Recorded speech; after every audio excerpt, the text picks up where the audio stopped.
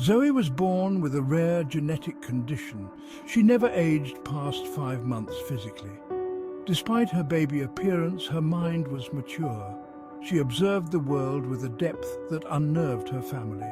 Her eyes, large and inquisitive, seemed to understand everything. She watched her brother, Eric, with a knowing gaze.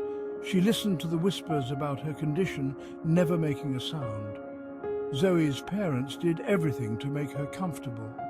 They consulted doctors, specialists, even mystics, but nothing changed. Zoe remained locked in her infant body, silently soaking in the world.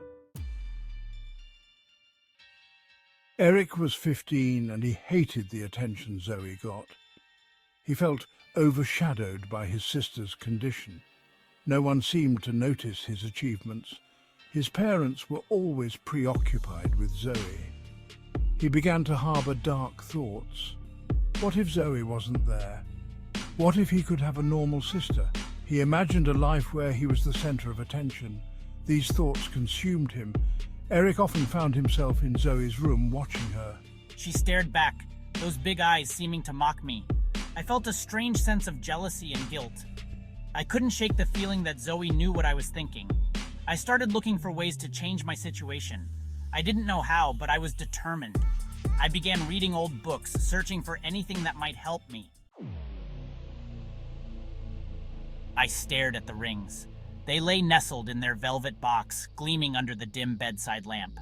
A gift from my eccentric grandmother, their magic was as undeniable as it was unsettling. Each ring bore an inscription in a language I couldn't understand, the letters swirling like smoke. These were not mere trinkets. They were keys to a forbidden door. I knew it instinctively. His gaze shifted to the crib in the corner. His baby sister Zoe slept soundly, her tiny chest rising and falling with each peaceful breath. She was perfect, untouched by the world's harsh realities. A wave of longing washed over Eric, a yearning so profound it startled him. To be her, even for a moment, to experience the world through her innocent eyes, was a desire that consumed him. I picked up the rings, their metal cool against my palm. The inscription seemed to pulse faintly, beckoning me. I slipped one onto my finger, then the other onto Zoe's chubby hand. A jolt of energy surged through me, leaving a tingling sensation in its wake. For a moment, the room blurred, the boundaries of my world dissolving. Then darkness. Awareness returned slowly, accompanied by the scent of milk and baby powder. He tried to open his eyes, but his lids felt heavy, resistant. Panic welled up inside him. He tried to speak, to call out, but only a gurgling sound escaped his lips. I looked down at my hand, or rather what should have been my hand. It was a chubby, dimpled fist, utterly alien. I was Zoe. A wave of dizziness washed over me as I felt the foreignness of my new form. I was trapped in a prison of soft skin and uncoordinated limbs. My mind, my thoughts, my memories, all were mine, yet I was imprisoned in my baby sister's body. I had yearned to experience life as Zoe, but the reality was far more terrifying than I could have ever imagined. I looked at my old body, now inhabited by Zoe.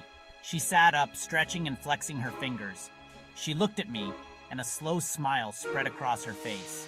Eric tried to speak, but all that came out were baby sounds. Panic set in. He was trapped.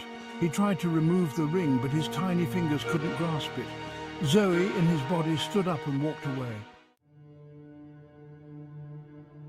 Eric's initial thrill turned to horror as he lay helpless in the crib. He couldn't move properly. He couldn't speak. He was trapped in a baby's body, his mature mind screaming inside. Zoe, in my body, seemed to relish her new freedom. She looked at me with a cruel smile. She didn't try to help me. Instead, she seemed to enjoy my suffering. And marveled at how different she seemed. They didn't notice the panic in Eric's baby eyes. They assumed Zoe was just being herself. Days passed. My horror grew. I realized Zoe had no intention of switching back, and I was stuck in a nightmare. Zoe, in Eric's body, knew exactly what she was doing. She had waited for this moment. She had seen the jealousy in Eric's eyes. Now she was free. I discarded the rings, ensuring there was no way to switch back. Eric in Zoe's body watched helplessly. He tried to cry out, but it was no use. I had outsmarted him. Zoe adapted quickly to her new life.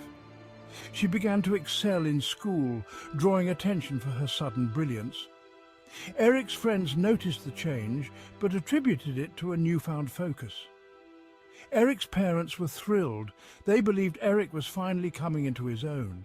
I played the part perfectly. I made sure there was no suspicion. Zoe's devious plan had worked.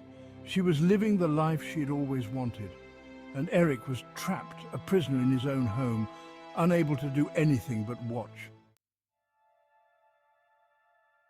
Eric's mother had always suspected something was different about Zoe. She had seen the intelligence in her eyes, the way she watched the world. She had kept her suspicions to herself, waiting for the right moment. When Eric started acting differently, I knew something had happened.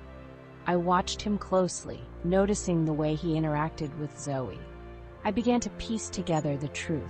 One night she confronted Eric, now Zoe. She saw the fear in his eyes, the desperation. She realized what had happened. She knew the rings had been used. She understood the swap. "You wanted to be like her," she murmured, her eyes boring into his. "You craved her innocence, her simplicity. Now you have it, forever." Her words struck him like a physical blow. He thrashed against the bars of his crib, his muffled screams echoing in the silent room, but it was no use. She knew my secret, the shameful desire that had led me down this path, and she had chosen her side.